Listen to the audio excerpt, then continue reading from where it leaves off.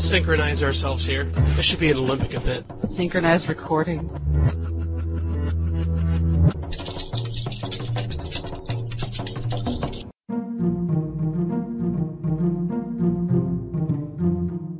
I'm Alex Manzares of Firaxis Games, and like me, you're listening to PolyCast, the official podcast of Apoliton Civilization site. Welcome to the 24th edition of PolyCast, the official podcast of Apoliton Civilization site. We tried to get 100% less DanQ, but unfortunately he's a hard bugger to get rid of. Joining me is the named DanQ, unfortunately. Don't tell him, we're going to knock him off after the show. Say hi, Dan. Hi, Dan. As opposed to a soft bugger, I'm not really sure we want to go there, but okay. This is a family show, Dan. Yeah, right. Oh, actually, we'd be calling him DanQ because we have more than one Dan. Also joining us is Ming, the destroyer. I thought I was the merciless. Of souls. Yeah. I don't know, branching out. Also joining us is Makaluha. I don't know. What? Who? Makaluha. Also joining us is Makaluha, coming back from one of her hot dates on girls who play Civ.com. No. Yeah, my hot date with a list of errands. Oh, errands. Ooh, tell us about that. Also joining us is Solver. Hi. Enthusiasm. Lots of enthusiasm. And DanT. Hey, everybody. Wow, someone is actually calling my house right now. I wonder if I should answer and say, don't you know I'm recording a podcast? How rude. Why don't you ask them if they want to be a part of PolyCast? Like that one guy who called in, that you called back on our Skype account. Actually, that was two people I did that to. Oh, yes.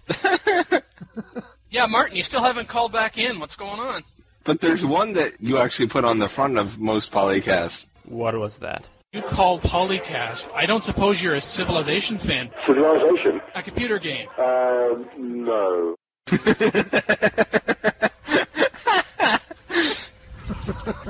That very British understated way. Dan's very best hour. So what are we waiting for here? I don't know. Christmas. What year? 2013. All right, let's get it on. What? Hey, now, this is a...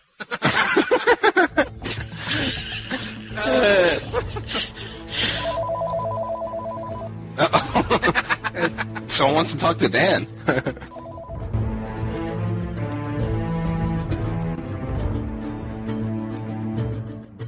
All right, news time. Woohoo!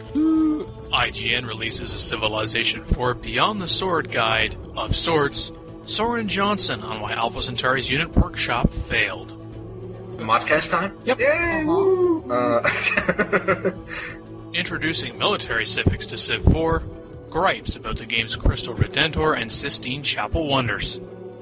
Shall we move to the Senate? Are Sid Sushi and Mining Inc. the best BTS corporations? Optimal distances between cities in Civ 4.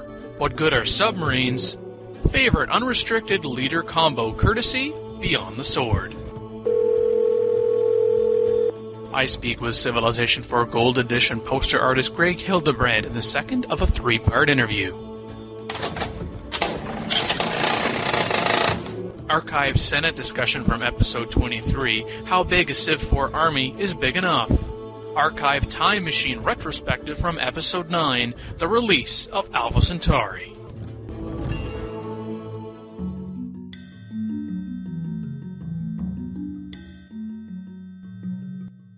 Jan has this new Beyond the Sword game guide. The guide is written by J. Pyro Falcon Habib, and he is trying to explain Beyond the Sword to us peons. And how we love it so. His new nickname is Clueless. Was it that bad? It's not good. And I don't even really play. I'm like, that's wrong. If I'm saying that's wrong. Yeah, it's kind of Civ for dummies. Yeah, it really is. It's like, you've never played Civ before. Actually, it's not even that.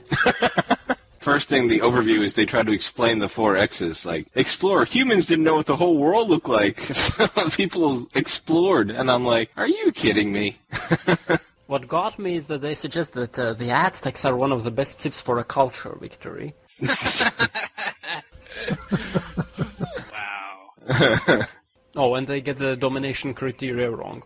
And the analysis of America starts off by saying, woohoo, USA, USA, USA. I'm not even making that up. I can't make that up. I wonder where IGN's from. They're probably disappointed they only got half of their advice wrong. They're probably going for 3/4. Oh, they're doing it to create controversy, so they'll get a lot of emails saying, what the hell is wrong with you? And in their list of civilizations, they don't even think that the traits are worth mentioning. You'll see that for each civilization, they mention only the starting technologies and the unique unit. It still manages to insult the French, of course, which is every American's duty, it would seem. The quality of that which is French culture can be debated. Oh. In another highlight, the IGN guide says that Pericles is one of the worst leaders in the game. Apparently, a combination of philosophical and creative is not good enough for him. He needs more. Maybe he's playing the Chinese game and he's playing the Chinese folk. He needs Dale's mod. Yeah. The Incans and Zulus are the weakest two civilizations in the game. About Incans. In other words, they suck, and no amount of gold they make will change that. Send out hate mail. Yeah. Clueless earlier? Seriously, where is the hate mail address? This is a nice new tradition of the show to mock various reviewers, guide writers. When they're this bad. We mocked a reviewer before, the one that thought Warlords had more content than Beyond the Sword, so that was... Yeah, that's the problem. You know what's funny? Like, this guy actually posts on our site or something. He starts listening to PolyCast, like, hey!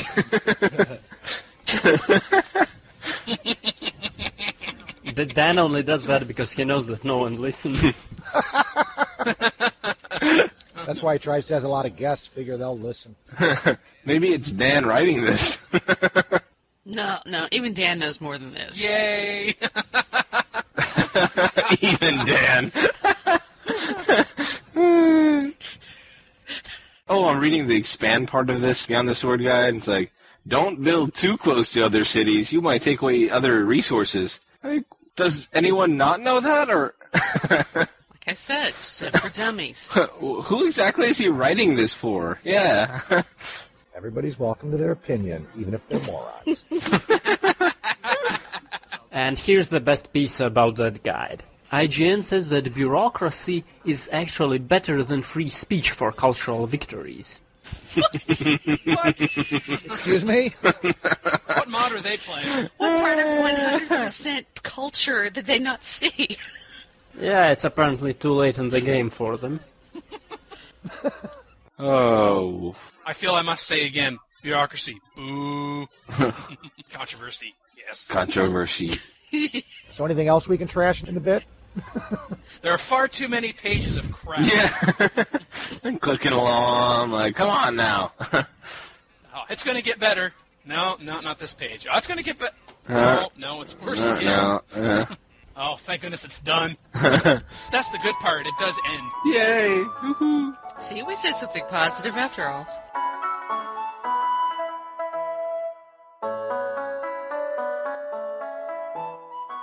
One thing the answer to is Smack Unit Workshop. I'm thinking is why I didn't do it for Civ 4. Or why Firaxis viewed Smack's Unit Workshop as a failure for Civ 4 or any future title. The problem was the graphics in terms of all generic, and what they really wanted was something to emphasize difference between, say, a Spearman or a Axeman or something like that. And it's easier to distinguish them just looking at them rather than having to put your mouse over it to see exactly what type of unit it is, so you know whether it's a Tachyon squad or a trained Tachyon squad or a trained Chaos Invader, and they all look the same. I think we've moved beyond whether or not something looks like a spearman or a tank, though. We don't have to worry about that anymore. Yes. Well, I don't know. They both either can defeat the other, so... Solver, I believe you may have some comments on this. Actually, you should ask DanT. Really? Smack? I actually never had the pleasure of playing the game, although I worried about something that intricate actually paying off and actually working. I think when you have that many options, it's hard to imagine all of them being good options. It's hard to imagine that there wouldn't just be one best unit to design and then all these other things are just kind of useless. I might be wrong, though. Yeah, it's the Planet Buster. Okay. That's the best unit. That's precisely because you've never played the game. You can appreciate the Civ4 promotion system in a way the rest of us can't. Because Soren said that the promotion system is a natural evolution of the unit workshop. And those of us who played Alpha Centauri, we always compare promotions to the unit workshop. You do not have that bias, so you probably understand promotions better. Yeah, I think it's easier to balance 30 or 40 military units and then balance like a promotion tree than it is to balance like, I don't know, hundreds of little gadgets you can hook up together or something. I don't know how it works though, so I could be totally wrong. No, you're right, because you can hit on combinations that totally don't work at all, or you can hit on combinations just so uber powerful that you just run over the rest of the AI, or even your fellow players. Yeah, so in the end, all this added choice really doesn't pay off because you end up with one or two choices that are the best anyway. And of course the AI always designed the same units in every game, and that was totally boring. Yeah, that's the other thing. The AI can't utilize the unit workshop as well as the AI uses promotions in Civ. I wish we could compare this to the ship designer, ship builder in Galactic Civilizations 2, but I think Solver knows more about that game than anyone else on this panel, I believe. Choose weapons, engines, and defenses. Those are the key three components. But it works maybe a little bit like the unit workshop. But it works well because there are not so many components and you don't have special abilities. Alpha Centauri had lots of special abilities, and you could have 2 of those, so in the end there was a whole host of completely useless and completely strange combinations. The GAL Civ 2 designer, of course, it offers absolutely fantastic abilities for those who like to design cool-looking ships, but the strategy, it is simple enough so the AI is not completely killed by it.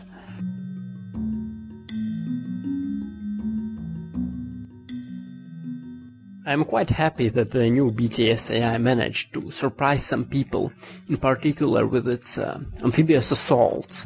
People had gotten used to protecting their coastal cities with 1 or 2 units, and then the AI simply comes out of nowhere, declares war, and attacks and takes over that city immediately. It definitely created some surprise responses, and that is a real mark of success, showing that the AI had really been improved this time around.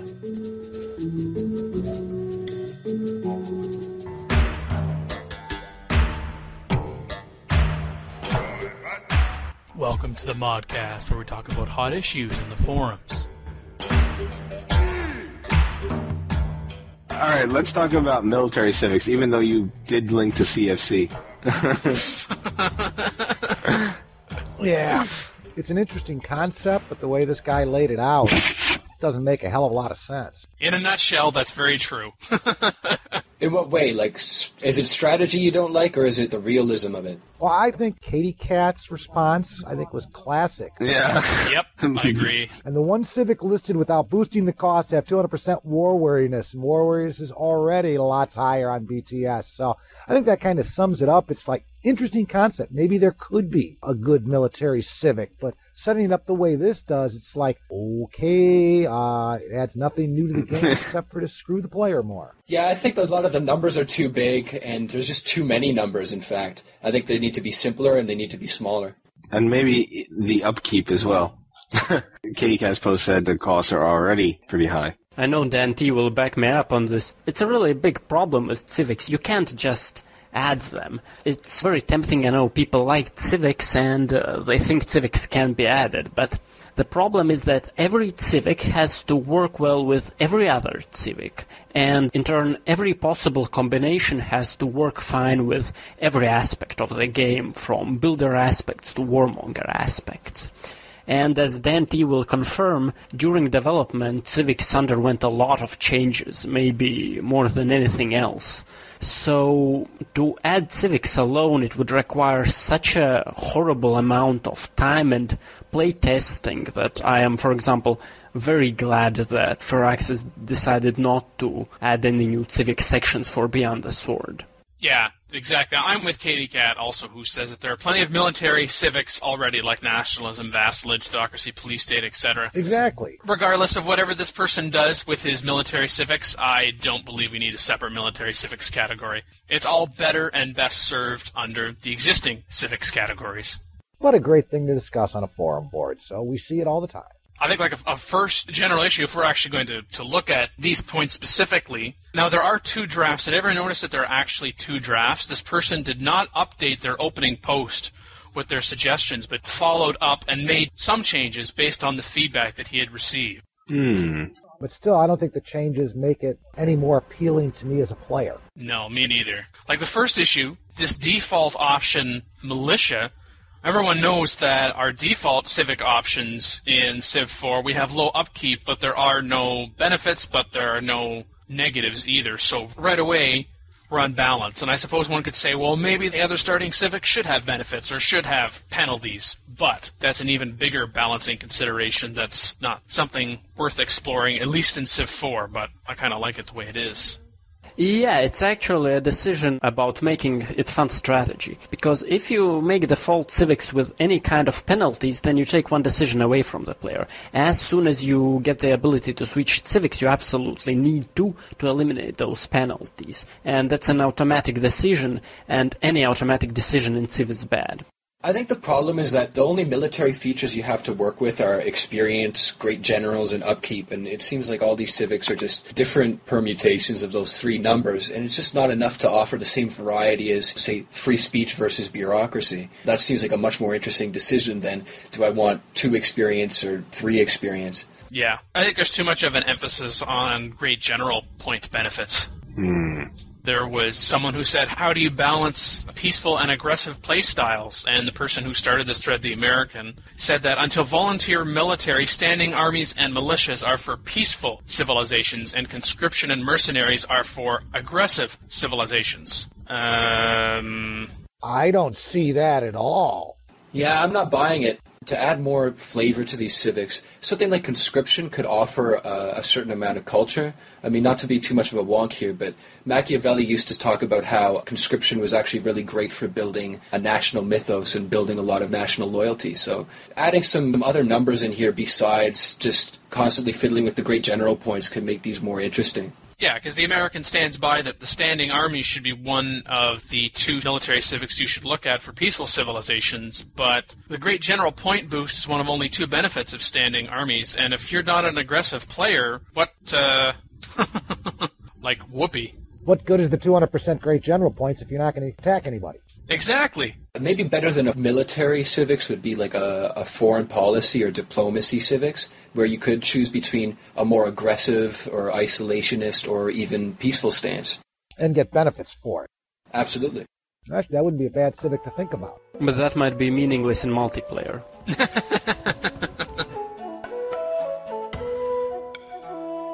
Cristo Redentor. At least there's a Napolitan one as well on this one, I'm telling you. Oh, yeah. Thank you. Yeah. Thank you, Kusi Walker, for saving us from CFC horribleness. Wait, we're thanking Kusi Walker? Isn't that a shock? Let's thank the spammers. I actually have a question about this wonder, because I've never been really good with the spiritual trait and being able to change civics constantly. Does it work the same way as spiritual, where you can only change it once per turn, or can you change it multiple times per turn? Back and forth, back and forth. Wow. It's powerful. The trait, I'm pretty sure it takes you 5 turns before you can make another change still, right? I believe so.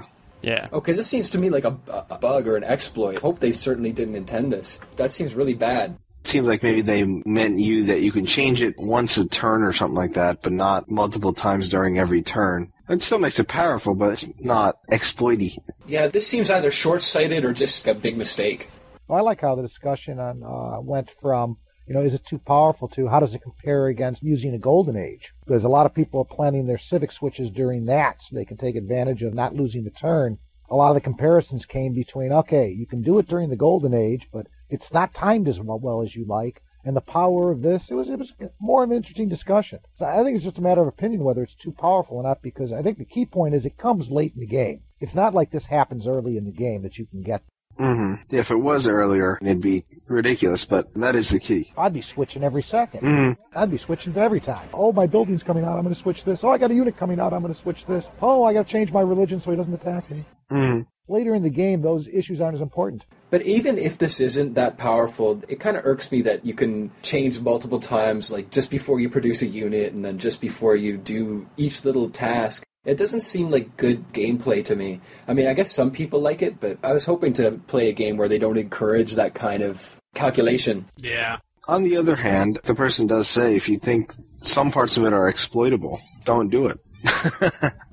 That's not a choice in an MP game, though. That's the problem. That's true. Yeah. Unless you want to do some sort of house rule.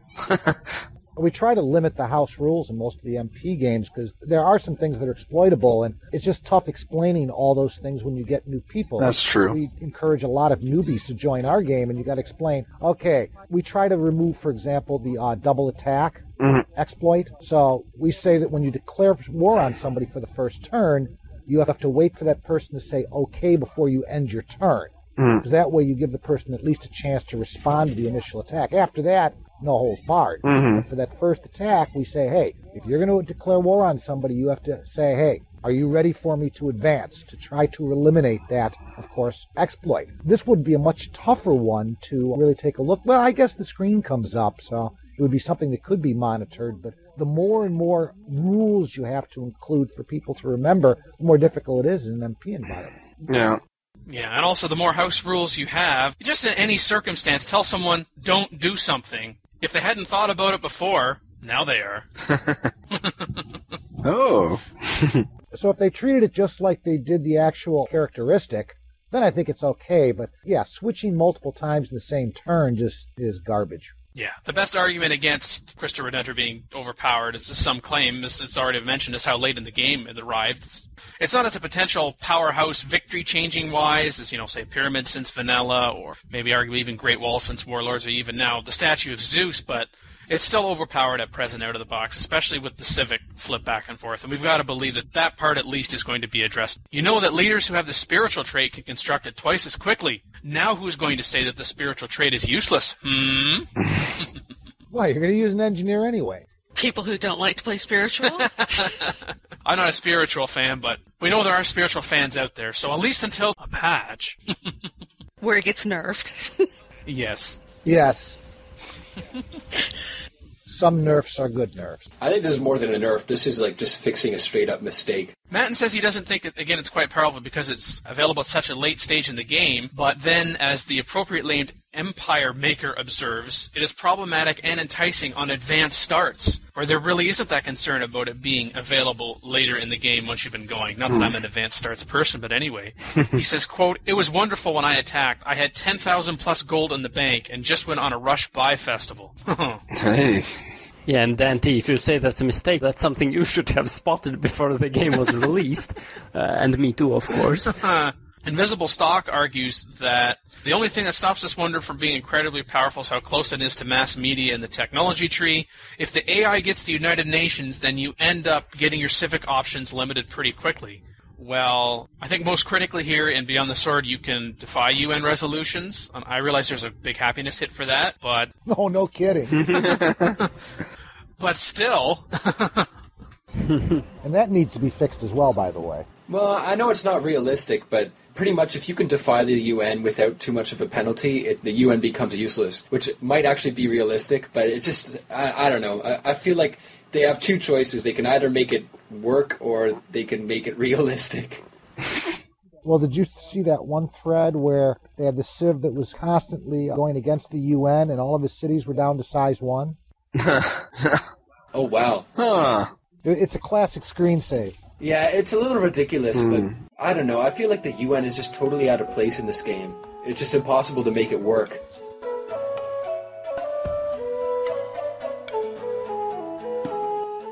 Part 2, the Sistine Chapel Ridiculous. Basically saying now the Sistine Chapel gives +5 culture to all state religion buildings, and therefore it's overpowered, he's saying, and others are saying, well, no, it's not necessarily overpowered.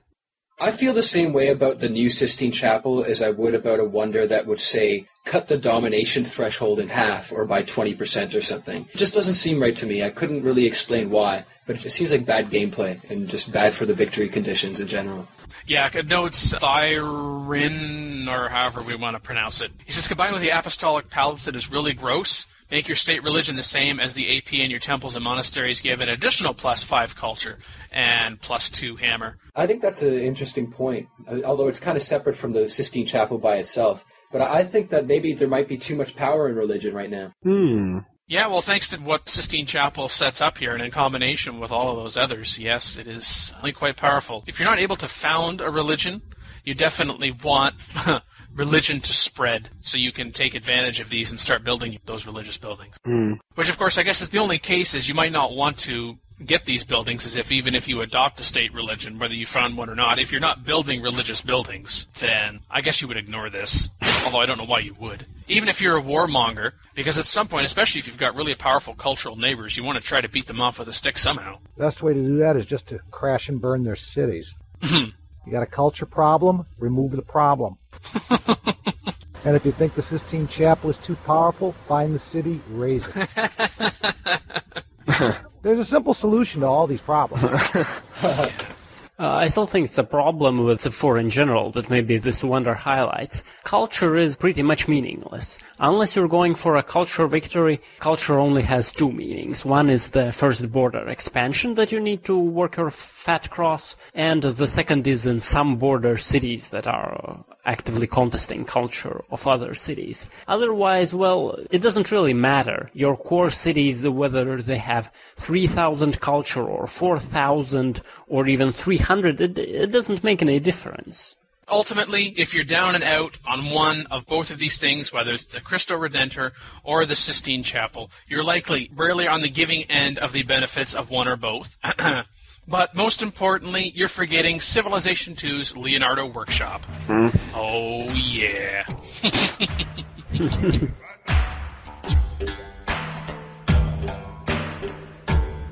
In the end, I think that the public response to espionage in Beyond the Sword is overall quite encouraging. People seem to have liked the passive espionage system, which I also think is the best part. It seems that there is only one major problem with espionage as it's shipped, which of course is the quite unfortunate effect of water poisoning and unhappiness missions on marathon speeds. I definitely have myself partially to blame for that because it's not something I spotted before release. But on the other hand, fortunately, it's a simple enough problem to fix for the patch.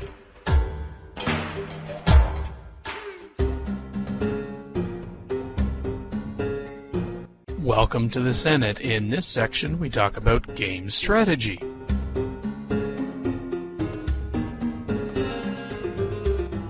Best corporations. This guy says, Verlins his name is, believes that Sid Sushi and Mining Incorporated are the best corporations, and he wants us to agree. And apparently a lot of them like Sid Sushi. And this whole discussion is based on whether you even like corporations or not. It's a good way to drive your opponents crazy. Let them spread it and screw themselves while you get all the money. So in other words, it's a lot like real life? Yeah, really, Sid Sushi, it's very special in that you can use the corporation in an astounding amount of ways. Because the primary benefit here is food, and food is probably the most conversible of Civ 4 resources. You can literally turn it into anything you want. You can make your cities larger, or you can use the food to fund extra specialists, and there are specialists for every resource. So you can turn that food into hammers, into gold, into research, or an extra population, or through drafting even in extra units. No other corporation offers this many choices. There's also a good point that there's a lot more seafood on the board. Yeah, there's way more seafood. I think that's been raised in a couple of threads. There's a lot of excess seafood, whereas you don't necessarily get that with the land-based food specials sometimes. Yeah, people like the new maps in Beyond the Sword. To Solver's point, I think there's just a lot more versatility that comes from production and research, as opposed to like something like Civ Jewelers that gives culture, or I think there's one that gives you research, right? The ethanol one. Yeah. So food is probably the best because, as the said, you can turn it into anything. Yeah. Far more flexible. Yeah, there was one user here, PolyCast or whatever. You're doing good on these names. I know. I'm very skilled, or something. And I'm skilled at screwing them up. Keep that hate mail coming. All right. Hate mail. At least you have some skills. He tells an interesting tale of Sushi's benefits. He says he's turning a profit in his current game, again, by gobbling up all those spare seafood resources in the world through trade. At one point, he's updated a couple of times. He's got plus 17 food, plus 65 culture, plus free specialists per city. Wow. Yeah, then again you can see the guy has 20 fish and I think that's 18 clam sources. So it was probably quite difficult to get that much. He must have conquered half the world to get all these resources. Again, there's a simple solution if your competition has it. Raise the city. You have to understand, I'm an MP player. That's the solution to everything. Raise it. Now, Mice does warn and caution, what if your trade situation changes drastically through war? You will be left with maintenance costs and have to change those workshops back to farms to prevent starving. Because of the food benefit, he got rid of his farms and changed them to workshops for production benefit. Try that in an MP game. That won't work. We'd eat this guy for lunch. Again, from the MP community side, there really isn't any upside on the corporations. They never get used. Nobody dares do it. And if somebody tries spreading them, there's simple solutions like changing civics to make sure they can't. Yes. And of course, the default fallback position, raise it. You bet.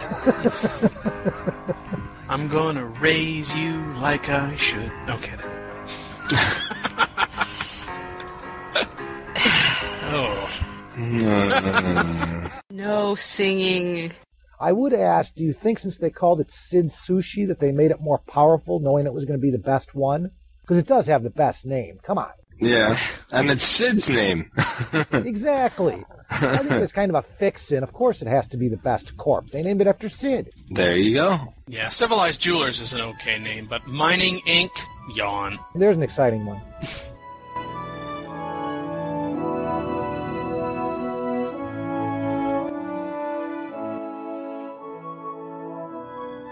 Optimal distances between cities.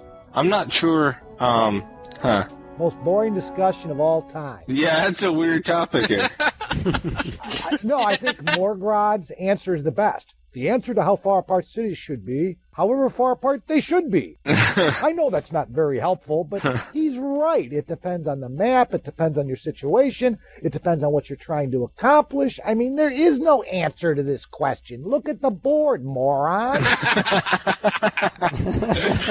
It depends on where your resources. It depends on what type of city you want. Exactly. I mean, it's very flexible. You practically need a flow chart. Yeah, we need a flow chart. Every city should be optimally 3 spaces apart, allowing absolutely no overlap with the crosshairs. Is your city close to water? Yes or no? Water. Good. I know for me, in Civ 2 or 3, I used to try to minimize the amount of gaps between my cities. But it seems like in Civ 4, I do a lot more resource chasing. So I end up with these pretty big gaps between some of my cities. But it pays off. It works out pretty good. You can always backfill later. Yeah. Remember the city spammers in Civ 2 where every city was 2 squares apart? You know, that seemed to be the optimal strategy if you bought into that spam theory. Ah, yes. Here, the options are, hey, it's wherever you need to put a city down. Mm-hmm. You need copper. You need horses. You need sushi. Come on. You put the city down. You don't count how many squares it is away. Well, this is this many tiles and that.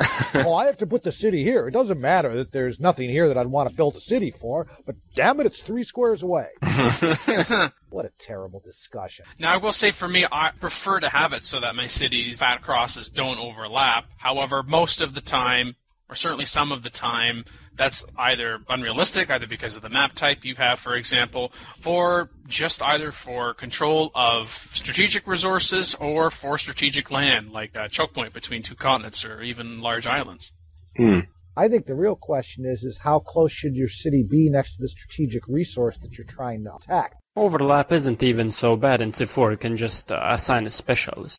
Yeah, some people, like for copper early on, they'll build their city right on top of the copper to make sure somebody can't come up and take advantage of it by building the city even closer. I mean, that's a better discussion than how far apart should my cities be? Oh, joy. Let's talk about that for 12 pages. Let them. And if you don't like how close your cities are, you go raise your opponents. Doesn't quite work. I find that the AI puts a lot more cities closer together than I do. That doesn't really work out too well for them, though. Yeah, it makes it easier to conquer them fast. Twice the space, half the cities. There you go. Yeah, more cities to raise.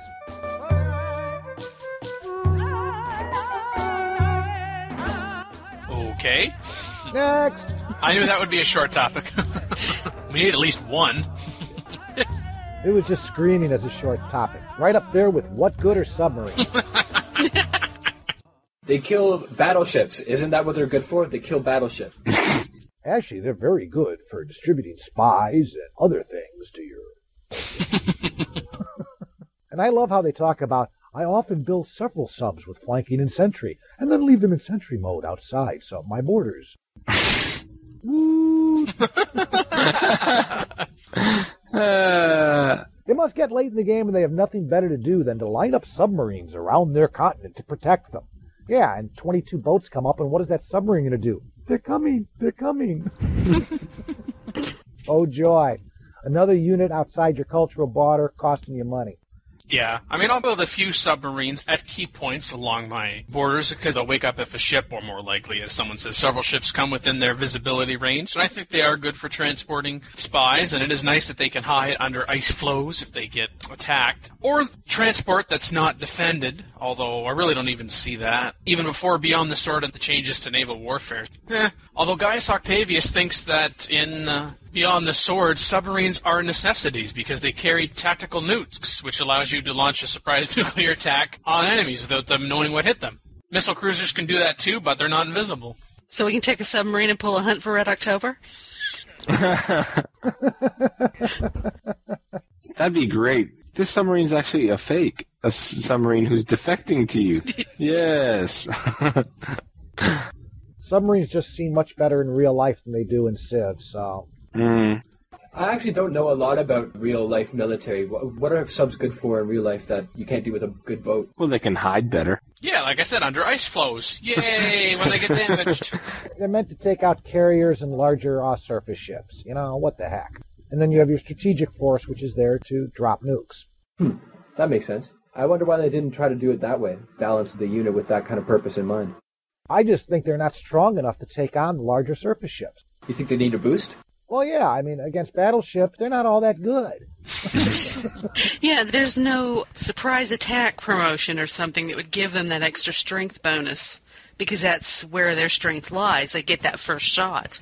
Yeah, and also as a standoff weapon. They didn't actually have to go toe-to-toe with the battleship. They sat off from a distance and dropped some torpedoes in the water, and then dived. I guess you could think of them as aquatic snipers. There's not much a battleship can do against a submarine. Let's get real here.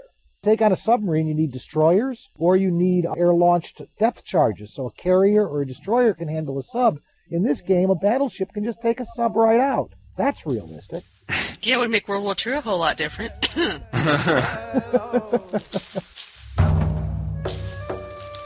Let's go on to the favorite unrestricted leader combo. Oh man, anything with Rome is a killer. Especially when you get, who's that person with the charismatic combo? Boudica? Yeah, that's right. Not my favorite playing combo or anything. That's a nightmare. Yeah, I don't usually use this feature, but just off the top of my head, it seemed like a real bad idea. But, you know, it offers some variety and some fun if you like steamrolling over your competition very easily. And some do. I think it's funny that they took all the time to balance all the different civilizations, or you think they did. And then they throw in an option like this that allows for some of the most biggest imbalances there are. You get to take the best traits of all worlds there. Didn't we find out last episode who we could blame for that? Well, I said, but then again, it goes back to, I think, one of our initial discussions. It allows flexibility. It allows people to do what they want. Frankly, I don't care what people do with the game in SP. To me, it's like they bought the game. It's there for enjoyment. Any way that you can make it more enjoying for them is a good experience and a good thing. In MP, we usually play random anyway, so it doesn't matter. Yeah, I think this is a good feature just so long as it doesn't become a default and doesn't become a mainstream, like this is the way that Civ is meant to be played kind of feature.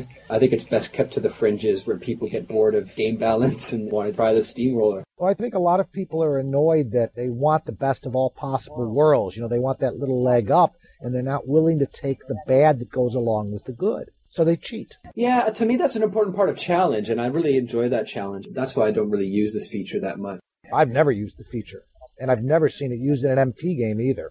Yeah, me either. I'm not surprised. Because everybody would take the same things. Yeah. As a matter of fact, a lot of the MP games, it's now broken down to everybody plays random. Because for a while there, I think, under Warlords, for example, when everybody was able to pick their own leader, you'd start the game and there'd be 7 Incas. Oh, yeah, the whole thing with the yellow Inca and the purple Inca. So now we just play random anyway, so it's more fun that way. So we're in agreement that it's a great feature in the game and it gives players what they want, but many of us don't use it. Yeah. Exactly. That's about right. For me, Weather would be happy with this. William Veranga, I might even be pronouncing that properly now. Woo! That would be a first. Hey, now, as either leader of the Romans for the Praetorians or the Vikings for their Berserkers. I think Berserkers are underrated. Yes, they are, and that's why I'm going to promote them here. Berserkers, Berserkers. I think you can come up with some fantastic combinations by just exactly as you're saying. You get the best of all worlds. What fun is that? There's a reason why they balance the leaders in the first place, even though some of them do suck. Yeah, I'm just glad that they added this feature in an expansion pack, so that way they kind of force people to play a real balanced game the way that it's sort of meant to be played. And then finally, now that people might be getting a little bit bored of it, it's like, you know what, let's just open it up and see if that gives you some more to have fun with. Mm-hmm. Why not, right? Again, in an SP mode, anything that would enhance the enjoyment of any player is a good thing. We don't have to use it. It's an option.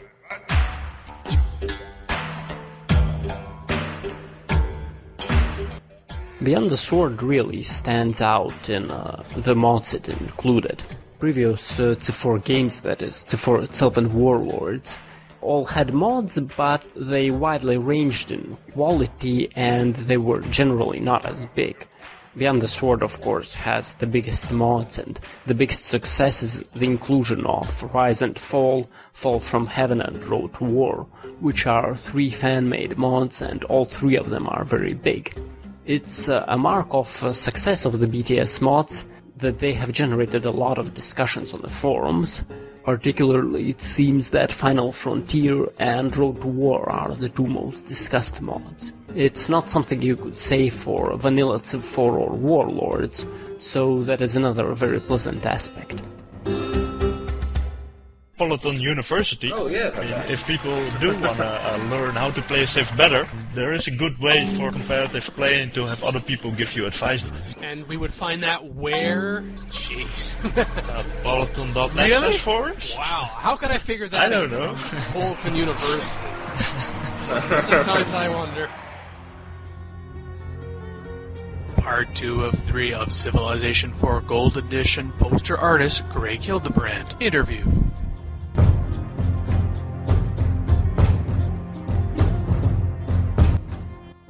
And just looking at a copy of what you painted, the thing that really strikes me, although my eye quickly obviously goes to Genghis Khan and Catherine, and then my eyes kind of go to the background to try to get the context of what exactly is going on, my eye then kind of goes to the lower right-hand corner, and just in front of the wheel for a cannon, the hand reaching out. I just kind of stare at that almost more than anything else. My eyes don't go to it first, but that's where my eye rests. I love the challenge of that kind of a scene. When I say that kind of scene, I mean a lot of things going on, because the challenge is to keep a central focus and yet contain all this stuff. And what I fall back on generally is the ancient Greek idea of the golden rectangle and the positioning of objects. They had a whole formula in terms of where the primary center of interest should lay.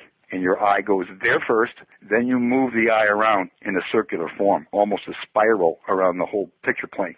And you kind of like control that by placement of objects, and so things don't shoot off to the side or go out of a picture. It's a very controlled effort to lead you around the picture. Probably for you ending up at that hand. Exactly. I remember when I first started that stuff, it would be like I'm reading books about that kind of stuff in terms of the approach to composition. At this point now, it's almost automatic. I don't really think about it as I draw, as I lay the scene out. It just draws itself in a way. Oh, sure, you get kind of a mental image and you start thinking about it, and then before you know it, you've put so many pieces together that you're telling a story. Many stories really are going on in this painting. Yeah. I love contrast of all kinds. I just like the juxtaposition of dark and light and color and character types. And in this case, really, the time juxtaposition, which was something I never painted before. And I've done a lot of science fiction stuff, but I've never painted these different periods of time all pulled together into one image. And I enjoyed painting the pyramids in their original form, covered with limestone with the gold tops. Must have been a hell of a sight. Yeah, and that's something that we don't get to see very much of, with the gold on top and then the limestone. That really strikes me. What was your experience with the Civ series, if any, prior to creating this illustration? Sounds like not much, but you'd heard of the series, but have you had any experience with the game since? None whatsoever. You have to understand. You have no time. When I said I was a caveman, honestly, I don't even know how to turn on a computer. I mean it. I'm not kidding. I generally say to the person, and I know nothing about computers, and they say to me, "Oh yeah, well, I know. I have like." I say, "No, you don't get it. No, you don't get it. I really don't know anything about computers. I know everything that I do is reproduced. My business manager agent, she has a complete setup and hires people, and I watch them work and do all the Photoshop and all that stuff. But I really don't know anything about computers. Honestly, this is a very dumb kind of thing." Well, that's okay. I don't know hardly anything about drawing and painting. And if they had asked me to create that poster, we'd have a bunch of stick figures. So I think it's just as well they contacted you because... You got to get, as much as I know nothing about computers, I'm blown away by what people do on computers in terms of art, whether that be still in the individual images or a film, special effects. It's like magic to me. It's incredible. Well, and what you're able to put on paper is just as much magic, too. Others, because, as I said, I know I couldn't do it. Well, I've been doing this for a while. Every day you stumble through it and you figure it out. Very true. Back to some of your other endeavors for a moment. Two of my fellow co-hosts here on PolyCast, Walter Schneiders, who goes by Locutus on our forums, and Imran Siddiqui, are intense Harry Potter series fans. I dare not ask them who is more so. Okay. I notice on your official website, brothershildebrandt.com, illustrations for Harry Potter. What can you tell us about those? Well, those are done for a card game initially. Jean, again, my business manager and agent, she's the one that got connected with the people that were managing that at the time and painted a lot of, I don't remember how many scenes, out of their storyline they had developed. I really enjoyed it. The films, I think, are incredible. I've never read the books. I've never read the books, and I've never seen a movie either. I admit it, although I've been told I should. No, that's okay. We did a lot of stuff for Magic the Gathering, of course. A lot of paintings, Tim and I. Starting to do some Warcraft stuff also. So we're kind of like all over the place, and I enjoy that. As you said, the opportunity for new challenges, new things, to get your feet wet, get into the white space, as you said, which was the opportunity that you took to do this poster. Exactly. That was it right there. The fact that I'd never done it was so extremely interesting to me. I like the idea that, hey, wait a minute, this thing might not come off.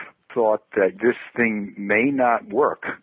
So that's what makes it interesting to me. It's like discovering something. Oh, yeah, discovering not just about the environment, but about yourself. Yeah, all this stuff. Doing the civilization painting these superheroes, doing stuff for the Lord of the Rings. It's like I'm still a kid. I'm 7, 8, 9, 10, 12 years old, up in my bedroom, getting lost.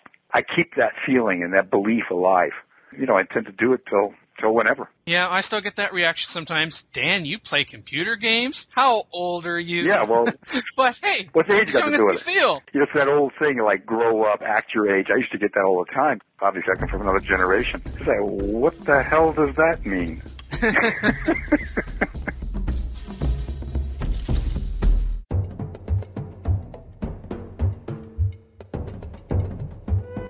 From episode 23, recorded on August 18th with DanQ, Walter Locutus Schneiders, Mark Metalliturtle Anderson, Derek Kale Paxton, and Tony Garrett Zaka-Keel. Civ Army, how big is big enough? No, I don't think there is any limit on how big an army can be. It shouldn't be. It really depends on how much you need to compensate. There's no number there. It's like all the great decisions in Civilization 4, there's good and a bad to it. If there was a direct answer to it, then the game would be very easy. You just build an army that size and you win. I agree. But since you have to pay a cost, there's an advantage and a disadvantage, just depending on the situation, which is what makes it a great game. Good job, Kale. I agree, too. These discussions are always fun. That's not interesting. So we're all in agreement, then. I'd even give 5 general recommendations to expand a little bit on it. The larger the map and the greater the difficulty level, the more units of many types you will need. Your map type can greatly determine your balance of military, naval, and air units, and how many, i.e. the size of your army, as Derek was getting at. The key to a good offense is a good defense. Don't leave your cities with minimal defenses as you send out one or more units to one or more fronts, because if another civilization starts attacking you, you may not be able to get back in time to defend the cities that you already have, and they may not be in very good condition even if they do get back in time. Know your enemy. Number 4, learn as much as you can about the type as well as the number of units, so you know about inherent attack and defense abilities, upgrades too even. And I think we talked about before, don't automatically upgrade your units instantly for similar reasons, even if they are shinier. Ding, bing. As the game progresses, you think you will need accompanying artillery units more and more, as with many collateral damage bonuses as you can muster in defense or offense, or city attack bonus as well if you're going on offense, because you've got individual unit building and wonder fortifying defenses that are both helpful and hindering to you depending upon whether you are attacking or being attacked. I think it's interesting. You see 2 extremes for the players, and they both come and they complain about different aspects. One is the player that builds almost no army, and he complains that the AI gangs up on him because they'll get attacked by 3 or 4 different people at once. And on the other side, you have the player that fortifies his little empire and builds this huge army and complains because nobody ever comes and fights with him then, because he's ready to receive them and they don't ever come in. And I don't think a lot of players realize that the Civ AI looks at the power rating, so it looks at how tough all your units are before it decides if it's going to go to battle with you, which is exactly what it should do. But yeah, they're going to come and they're going to pull apart the weak players, and they're going to avoid attacking the powerful ones, which is the way you want it. It's that darn strategy again, eh? Jeez. Real-time strategy. Real-time, but very slow. Well, real-time was actually pretty slow. This game goes over 4,000 years, so... Well, yeah, you press one button and 30 years goes by, I see your point. That's right. I see someone has suggested with regards to beyond the sort of particular strategy with invading of continents by having a couple of fake invasions at different spots before moving in your main one. Since the computer will move the bulk of its forces to deal with the fake invasions, and you just use them to pillage as much as possible before you die, whereas you have your main force then move in after the AI has moved out. I use that one. I think you could probably do that even before Beyond the Sword. Yeah. Definitely. It's a pretty smart strategy. It's also very realistic, right? You see these harassing forces moved in. That was exactly what their purpose was, to draw armies away from the cities and more strategically important places in the empire you were invading. So I think it makes sense, and it's good that it works that way. I used to be critical and say, well, what part of Civ isn't realistic? But it really came down to the fact that with generic style that Sid Meier's came up, a lot of Civ comes out to be realistic just because the things in this game are logically a lot of the ways that it'd be in real life, like resource allocations, plots, and units all being built with these resources of cities. The gameplay trumps any reality that we want to have there, so it's more important that it's fun than it's realistic. But it's kind of nice when you get both of those things all at the same time. It's cool to see those correlations.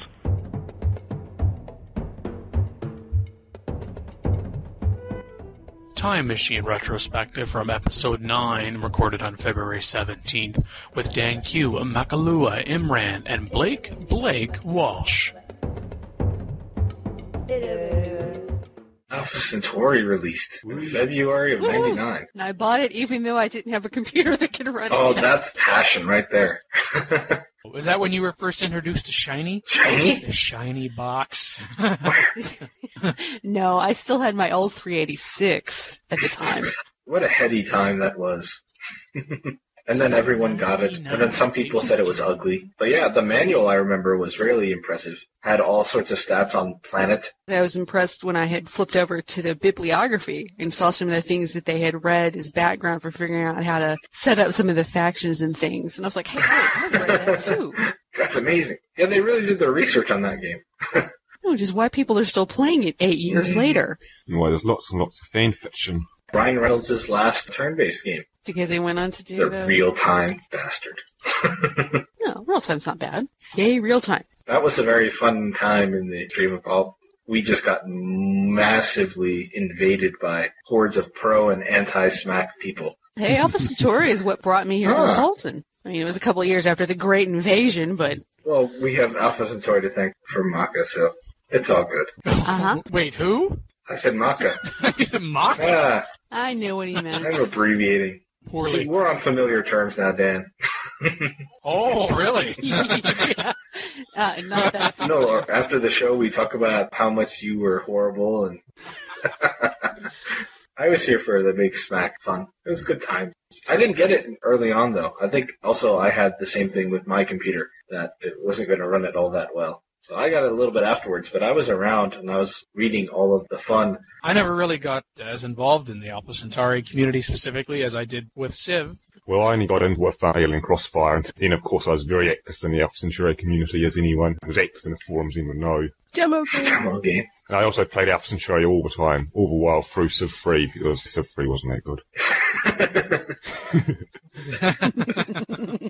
I also think one of the best things about Alpha Centauri was the story. It depends on how good of writers they have involved in it. If they're just going to rehash exactly the story of Alpha Centauri 1, it may not be as exciting as it could have been. Especially not to the old players. And with the storyline, the 35 chapters that were released online were really good, but I quite enjoyed the 3-part series that Michael Eli put together afterwards. I was in that online story, by the way. That's my one claim to fame. You were? Yes, by name. I was in with a Morgan storyline. Just one of them. I think he killed me, though. Well, then. That's no more than I deserve. It's a tribute to the game that had inspired fiction like that. Like Civ 4 probably isn't going to, but it's a different type of game. Definitely a game world that was conducive to storytelling. There's some excellent stories in the AC Fiction forum now. There are other forums. Imran wouldn't know. King of off topic. New topic. Is Dan nuts? That's a new topic? Well, we haven't written about it yet. Call in today. In North America, the number is 301-637-659, 301-637-POLY. And for Europe, 44-020-7871-7659, 44-020-7871, POLY. Or you can Skype us at the PolyCast. The only thing worse than being talked about is not being talked about. The official PolyCast website, polycast.appleton.net. Seriously, where is the hate mail address?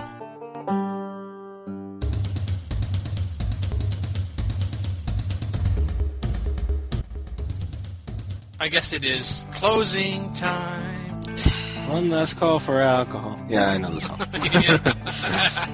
Yes. Now he's thinking... Oh, what, you haven't started yet? He's thinking, I told you no singing. Thank you for joining us. Episode 24 of PolyCast. Hopefully you had more fun listening to it than we had doing it. My name is Imran Siddiqui. Imran Siddiqui on the forums, obviously. I'm joined by DanQ, unfortunately. Goodbye. Also, I'm joined by Makaluha. Bye, Dan. DanT. Goodbye, everybody. You did very well, even though you sounded too much like DanQ. We'll have to deal with that. And also Ming, the Merciless. Happy trails to you until we meet again. We were also on some portions of this PolyCast joined by Solver. Had some technical difficulties, probably because we live in Europe and we know about Europe. Oh, yeah, way to play to the European listeners there. Well, maybe we'll get some calls. Or hate mail. More hate mail.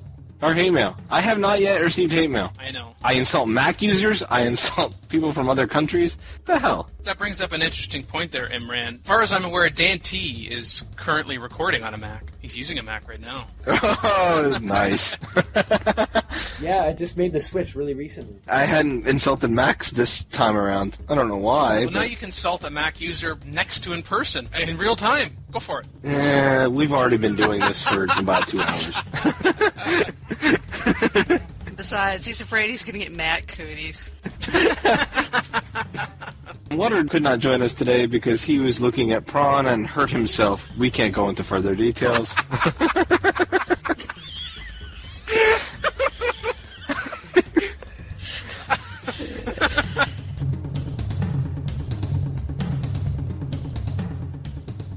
Record date September 1st, 2007. Soundtrack courtesy Civilization 4 Warlords and Beyond the Sword. Praise You by Fatboy Slim Clip, copyright Astral Works. Closing Time by Semisonic Clip, copyright MCA Records. Copyright 2007, Appleton Civilization site at appleton.net.